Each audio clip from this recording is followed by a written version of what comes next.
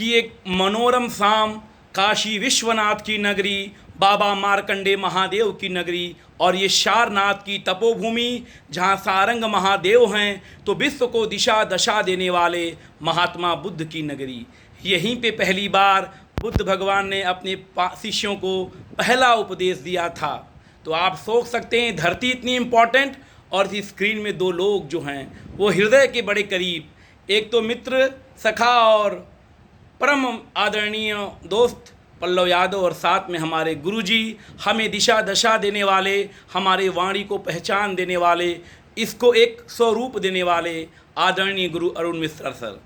तो बात पे मुद्दे पे आते हैं। बात ये है कि भोजपुरी भाषा में हो रही गिरावट पे एक बहुत ही लंबी और वैचारिक जंग छिड़ चुकी है और जन आंदोलन इसका एक आवश्यक केंद्र बिंदु है। बिना जन आंदोलन के हम भोजपुरी से अश्लीलता और नग्नता को दूर नहीं कर सकते हैं।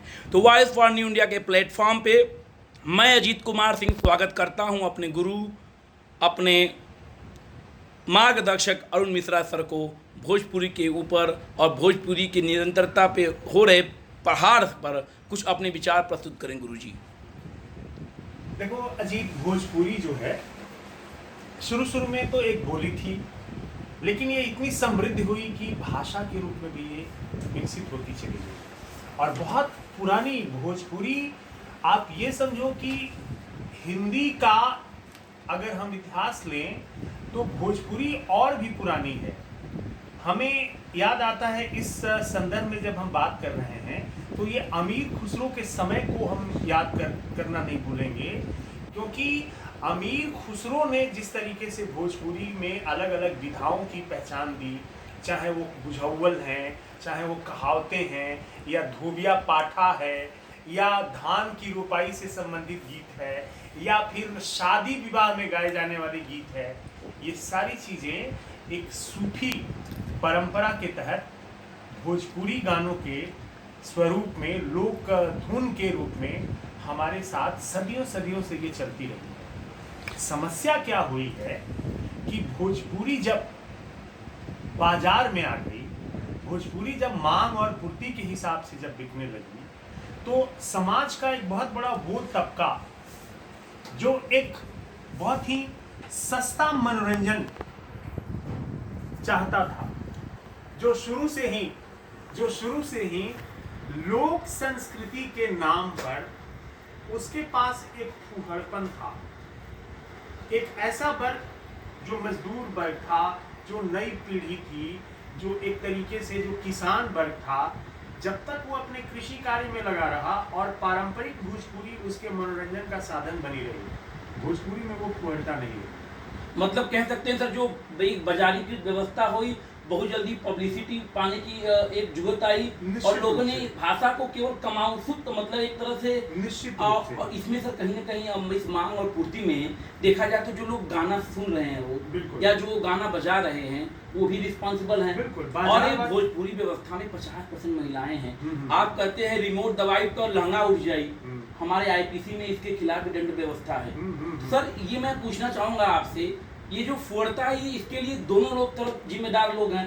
तो जैसा आप हमेशा कहते हैं कि हर समस्या को संभालने के लिए, सही करने के लिए कानून के साथ साथ जनता को भी जन सहयोग बहुत जरूरी है, बहुत ज्यादा जन जागृति बहुत आवश्यक। तो सर आपके आशीर्वाद से इस जन आंदोलन को हमें दिशा देनी, क्योंकि हमें भी ऐसे गानों को एक्सेप्ट करने से बचना है। निश्चित रूप से, क्योंकि अगर ये गाने आ रहे हैं कि पंडित जी का लड़की देवले चुम्मा के पता नहीं लड़का क्या करेला, और हम वो दबाएंगे रिमोट तो घुंडका उड़ जाएगा, तो ये गलत बात है। ये बहुत सारे ऐसे गाने हैं जिसे आप अपने टीचर के सामने, माँ के सामने, परिवार के सामने आप नहीं गा सकते। ये बजता कहाँ है? ढाबे में, ऑटो में, ट्रकों में, ऑटो में, एक ऐसे ही फूहड़ किसी चाय की दुकान पे, ताड़ी की दुकान पे, जहाँ पे कुछ ऐसे असामाजिक तत्व इकट्ठा होते हैं जो एक तरीके से संगीत को काम पिपासु माध्यम के तहत उसका वो विलासिता के रूप में उसको एक सेंसुअल जो प्लेयर है उसके लिए इस्तेमाल कर रहे हैं।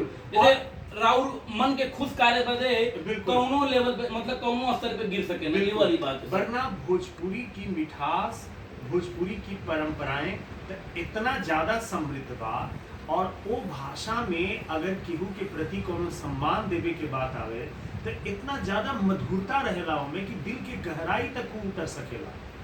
लेकिन दिक्कत ई बटे कि आज के दौर में भोजपुरी जौना वर्ग के द्वारा बोलल जाता, बात करी जाता, देखो हमार समाज दू राह पर चल जाता। सबसे पहली का बात, तथाकथित शिक्षा व्यवस्था के माध्यम से एक वर्ग ऐसा रहा जिसको मॉडर्न एजुकेशन का मतलब ये होता था कि हम अपनी बोली, अपनी भाषा, अपनी विरासत से दूर होंगे, तभी हम मॉडर्न एजुकेशन में जाएंगे, है ना? जी जी, बहुत बड़ी बात सर आपने कही। ये जो है एक डिग्निटी, ये एक स्टेटस सिंबल बन गया।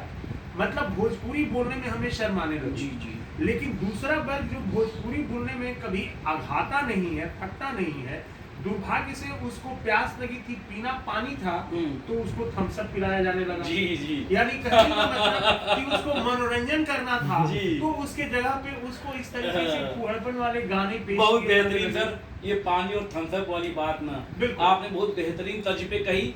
और कहीं ना कहीं एक चौतरफा, जब एक जो चौतरफा योगदान होगा तभी जाके हम ये भाषा के जो सशक्त विकास को समृद्ध कर पाएंगे और स्फूर्ता और नग्नता को रोक पाएंगे।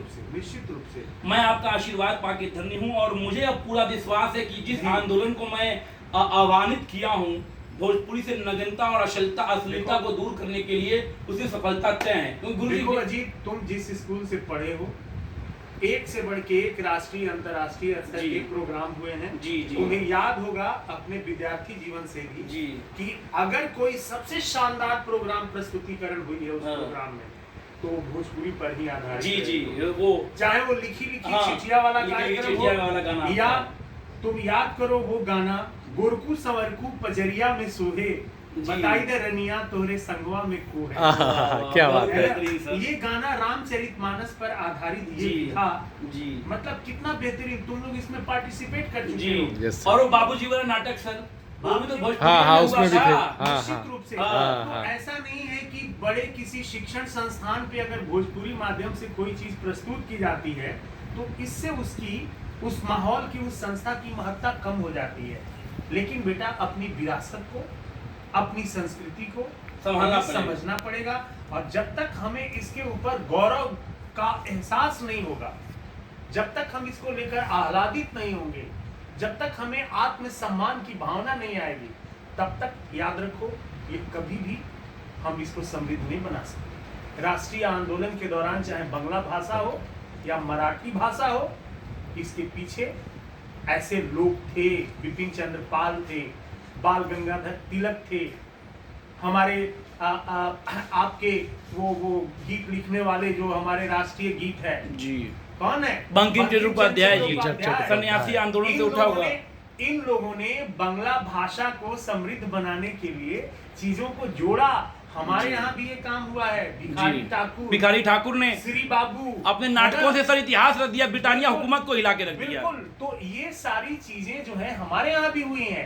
राष्ट्रीय आंदोलन में हमने भी भोजपुरी को अपना माध्यम बनाया है जी। लेकिन एक और दौर की आवश्यकता है इस समय, जब हम भोजपुरी को हर माध्यम में, हर संस्थान में, हर उस जगह पे ले जाए। और भोजपुरी बोले में थोड़ा भी अगर संकोच होए तो यह भाषा से हम बहुत बड़ा दुश्मनी, एक तरीके से हम असहयोग कर रहे बनी। इससे जितना ज्यादा हम अपन भाषा बोली उतना ही ज्यादा हम अपने भाषा के समृद्ध कर सकते हैं। वंदन है गुरुजी आपको, अरुण मिश्रा सर।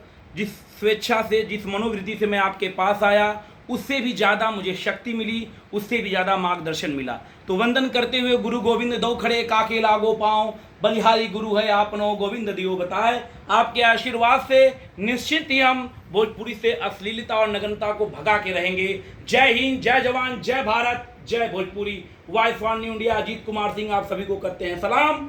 और भोजपुरी भाषा से अश्लीलता नग्नता को भगाएंगे, जन आंदोलन बुलाएंगे। जय हिंद।